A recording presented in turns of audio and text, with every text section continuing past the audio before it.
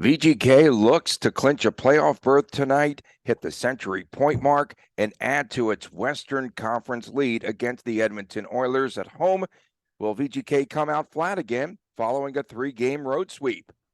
You're Locked On Golden Knights, your daily podcast on the Vegas Golden Knights, part of the Locked On Podcast Network. Your team every day.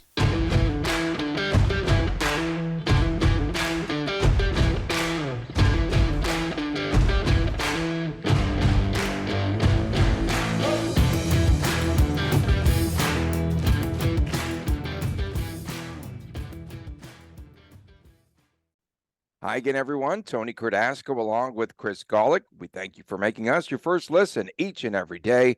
Thanks so much for doing that. You can find our podcast wherever you get your podcast, on Twitter at Tony Dasco, at TD Chris G, at Locked On VGK, on YouTube, Locked On Golden Knights. Please subscribe.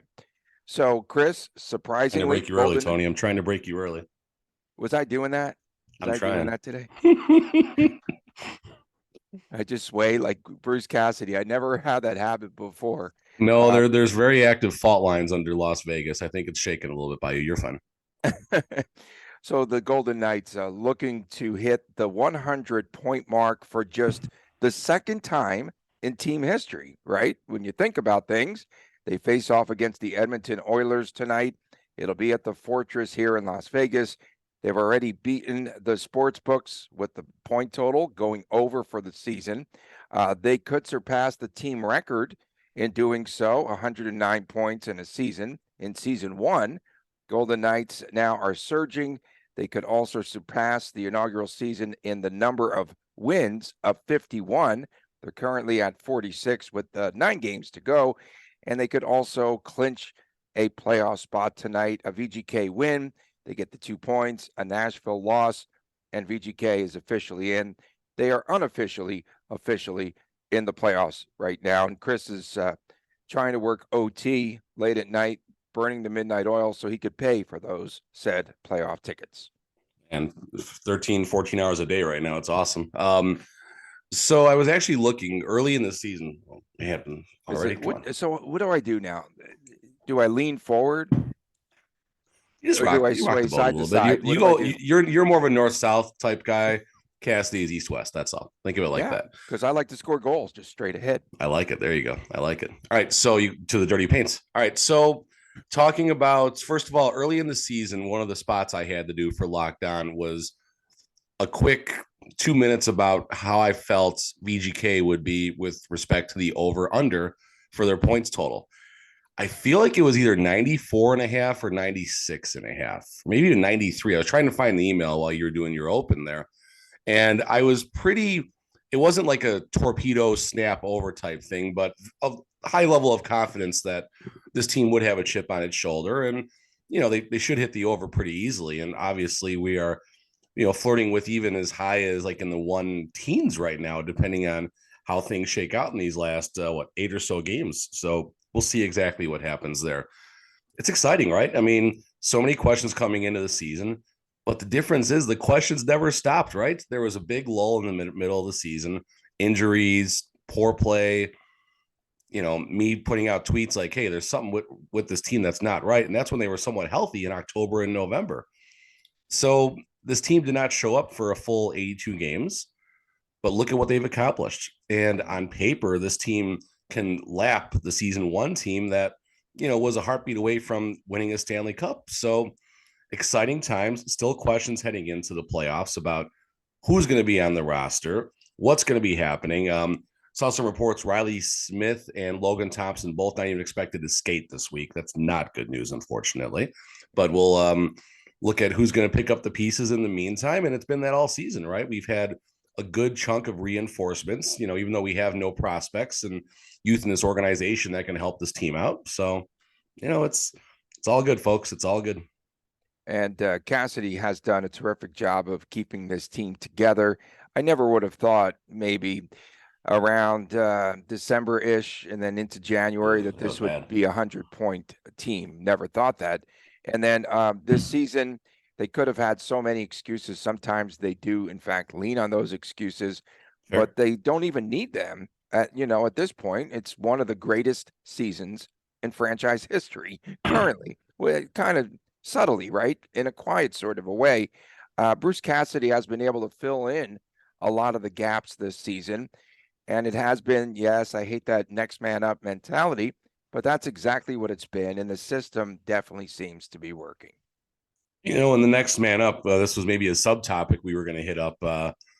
There's a lot of injuries right now still up and down the lineup, and all of a sudden Paul Cotter is quietly or not so quietly been out of the lineup. So that's another testament, if you will, to the depth of this team.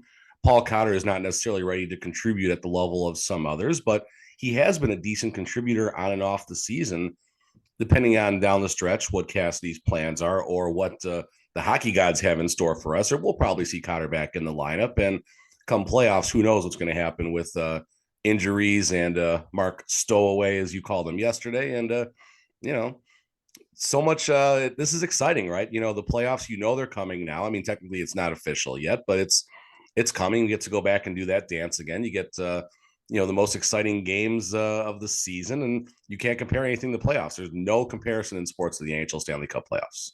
What's even more impressive than VGK making it into the playoffs, the fact that they lead the Pacific Division, they could also clinch the top spot in the Western Conference. Never saw that happening. No, I mean, that's the thing. Like, we go back to the start of the season. I was high on the team. Like, we felt good. We also felt they were going to be a team that was comfortably in the playoffs for most of the season, second, third seed, but never in danger of missing the playoffs, right? There was a lull for a while, right around in early January when actually Negreanu put out the tweet. I think it was the same day Ivan made a comment, that be careful, this team could miss the playoffs if they don't figure their poop out, right? Comment like that or something along those lines. And then now they're going to be, we're not a 100-point team. I would say the line is probably, 8 games left, 16. I would say the line is probably 109.5 points down the stretch, which may not even win the division. Look at the Kings right now. They're playing awesome. I can't believe the way that the Kings have kept up and kept this pace, because it's been a torrid pace in the Pacific, especially. And looking forward to a showdown here coming up toward the end of the season with VGK and the Kings. I know that Cassidy, yesterday, you talked about Cotter, and the player that's pushed him out of the lineup is Pavel Dorofeyev, and he is going to stick with the team.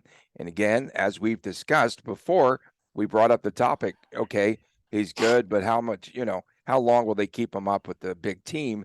And again, Cassidy just admitted again, he definitely sticks with the hot players, the hot hand, and that's what he's doing with Dorofeyev. And so that pushes Paul Cotter out of the lineup, unfortunately. And, Cassidy had admitted that he felt that Cotter had played some really good hockey, in the past. So that's a tough break for Paul Cotter.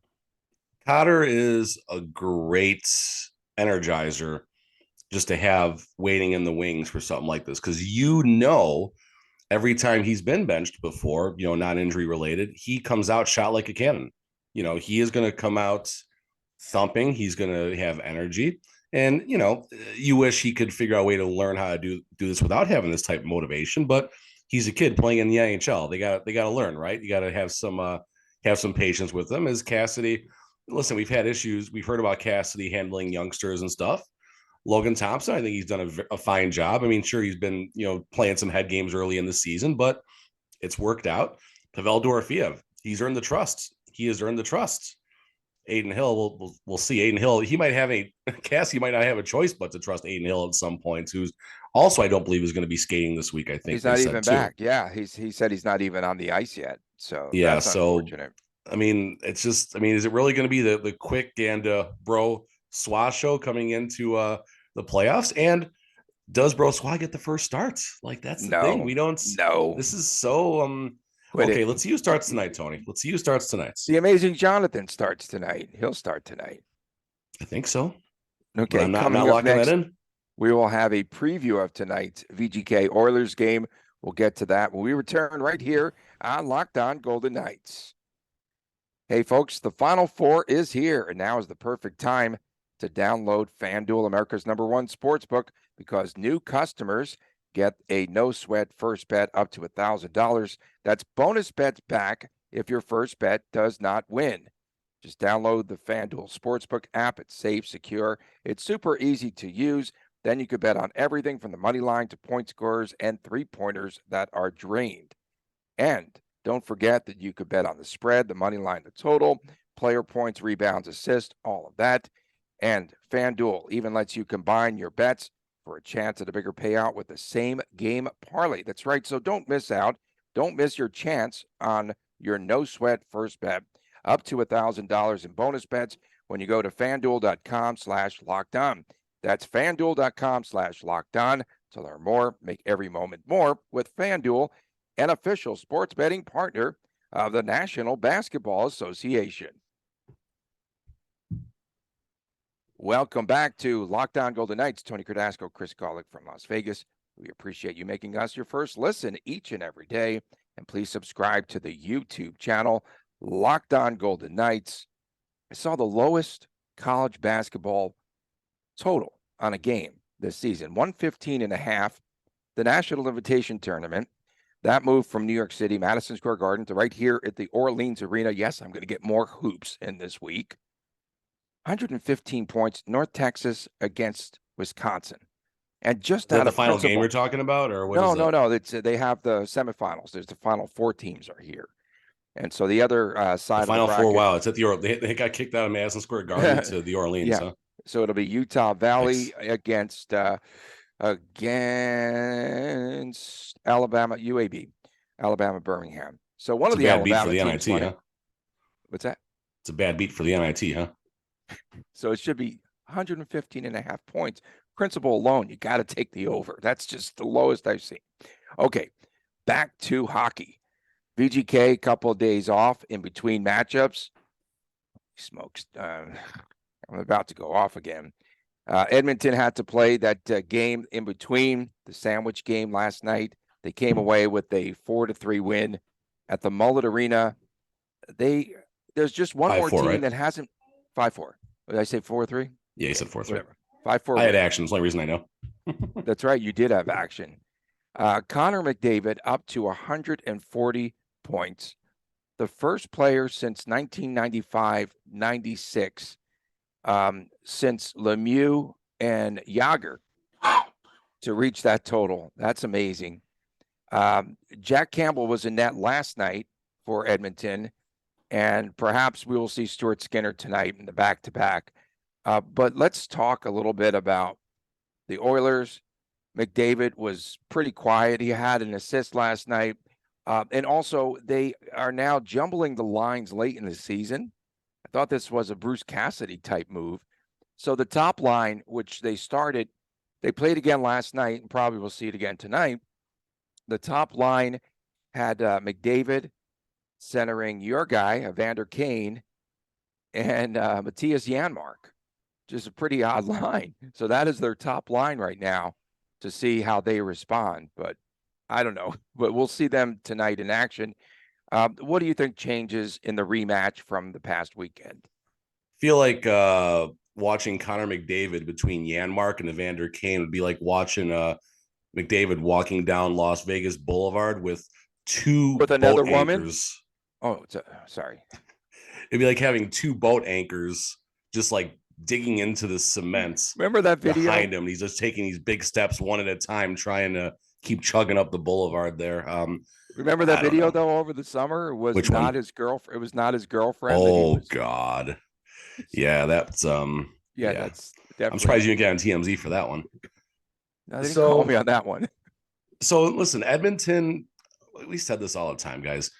Amazing talents, so much top tier talents, but they just can't figure things out. They have now played Arizona twice in, I believe, less than a calendar week. They beat them by 1 goal. Then it took overtime for them to win as well. Now, last night's a weird game. Last night felt like a trappy game for the Edmonton Oilers. You know they want to give VGK a better game tonight. You know they're pissed off, for lack of a better term, about the overtime loss. They're chirping about the refs and things like that. I expect a fun game tonight. I expect another playoff atmosphere. I expect Brayden McNabb to be public enemy number 1 because he very slightly pinched Connor McDavid in a spot that made him go down harder than LeBron James when someone, basically brushes him off, something like that. So, McNabb's going to have to keep his head on a swivel tonight. Hey, he's got Colasar out there to body blow somebody. So if it gets ugly, we'll have an answer for it. But Edmonton's a good team, but they are not a great team. I'm sorry. They're not a great team. They're fool's gold. They're going to make the playoffs. They're probably going to, win a series. And that's who they're going to be until they figure out a complete culture change top to bottom. If you cannot win a cup with McDavid and Draisaitl, I know that, eats up literally $23 million of salary or something like that. But if you can't find complementary players to put around to at least be in the conference finals almost every season, there's a bigger problem here. There's a real big problem in Edmonton. It's the second time in Edmonton history that 3 players have more than 90 points. Think about that. Okay, McDavid. Nugent Hopkins? Yep, Nugent Hopkins, the third one, along with Draisaitl and McDavid. 88-89 season, you go back to Messier, Yari Curry, and Jimmy Carson, right? I think back then. And they always forget about that third piece, right? Carson. Yeah, that made sense. Okay. But Yari Curry is the one they always forget about in Edmonton. Yeah, but that's amazing, though, when you have 3 and a possibility for them to have 3 100-point scores, because now you have Draisaitl. Oh, Nugent Hopkins gets to 100 probably.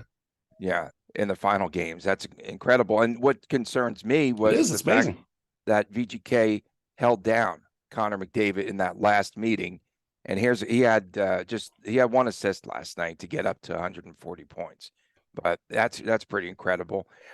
Going back to the game the other night as well, in the overtime period, I just remember, and I didn't discuss it yesterday, forgot about it.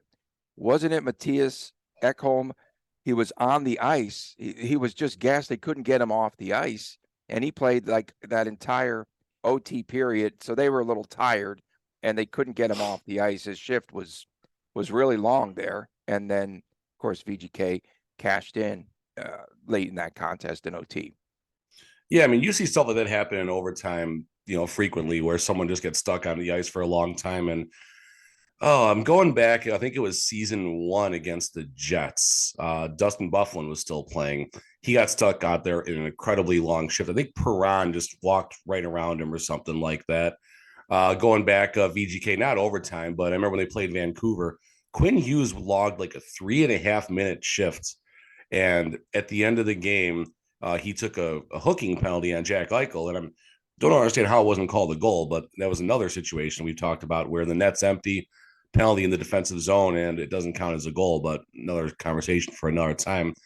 I mean, this is the time of year you lean on these players and, you hope they can find a way in overtime. And I don't know, the 3-on-3 overtime is amazing.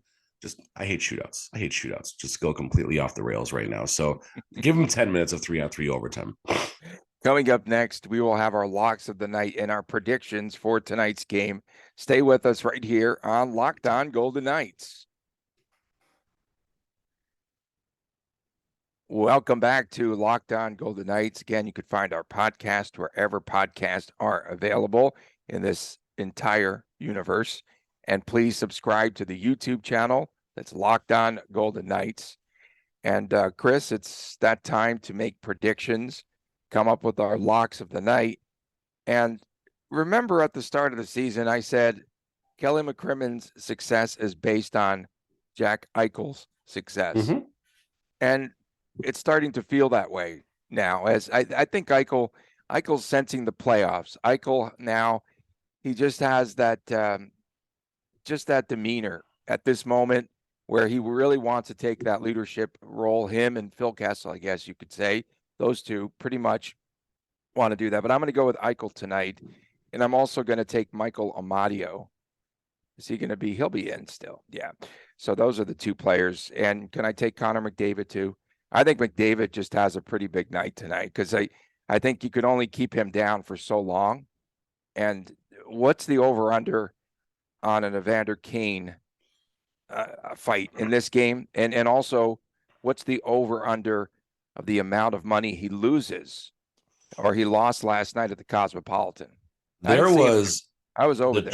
Chirp of all chirps. And I want to make sure this is a serious matter, but This was the chirp of all chirps I've seen in hockey. This was right after that Cosmo story broke regarding Evander Kane. Somebody at the Vegas Golden Knights game was dressed in a suit on the glass, I think during warmups. Yeah.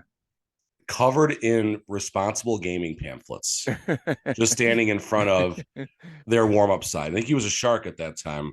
Wow, they hung a 7 for tonight's over-under again. Yeah. They hung a 7, man. Just keep going. Just keep going. That's a lot, Tony. Tonight that feels like a lot. I don't know. You mentioned really fast, Phil Kessel, who's going to be one of my locks tonight. So Ryan Wallace had a good analogy about Phil Kessel kind of stepping up. So I took it to another gear, I guess, no pun intended for what I'm about to say. So Phil Kessel, I think, is only in second gear right now. Right? Well, we said that earlier this season. What's we that? said that. We talked about that. And Ryan's been in the same boat too.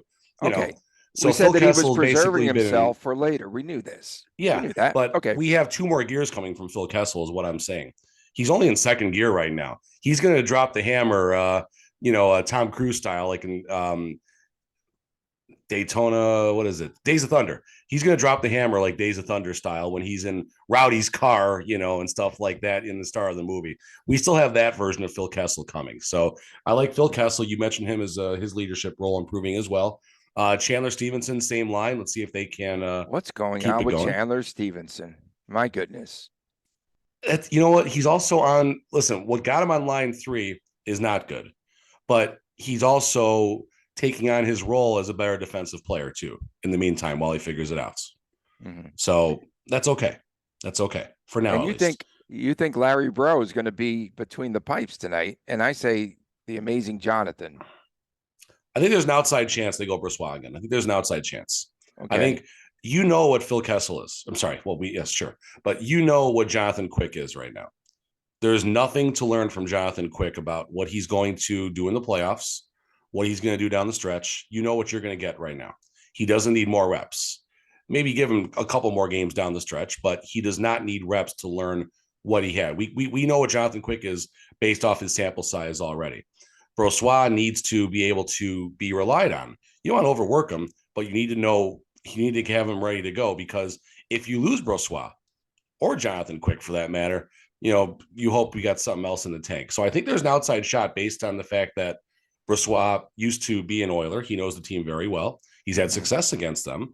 And it's been, 3 calendar days, by the time the puck drops tonight, he'll be okay. So I think there's an outside shot. They do roll with that.